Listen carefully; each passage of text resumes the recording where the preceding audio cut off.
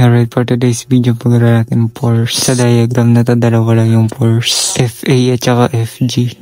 So, bali yung FA or applied force, ito yung force nagila pataas. Tapos yung FG naman or gravitational force, ito naman yung humihila pababa.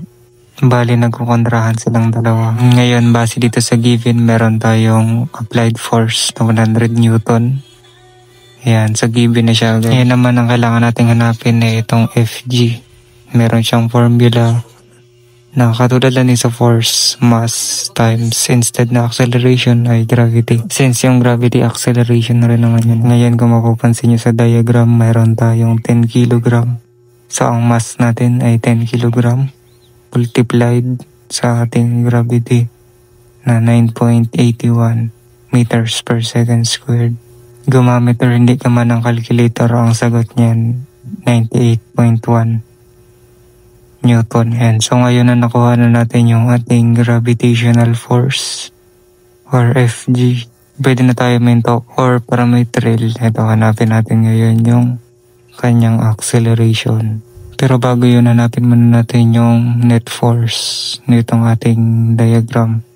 So bali, since ito ay nasa y-axis lang, walang x-axis.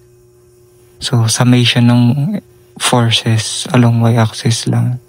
So, bali kung i-input natin, magiging summation of Fy equals yung ating Fa, which is 100 Newton. Then minus Fg. Yan, like I said, nagkukontrahan sila. So, Fa minus Fg. Bakit? Kasi yung kanyang direction ay pataas. Which is same dun sa ating Fa at yung direction naman nating Fg ay pababa. So, magbabawas tayo sa Fa. Sa input natin, 100 Newton minus 98.1 Newton. Again, pwede ka gumamit ng calcio, pero ang sagot niyan ay 1.9 Newton. Ngayon na nakuha na natin yung ating net force along y-axis.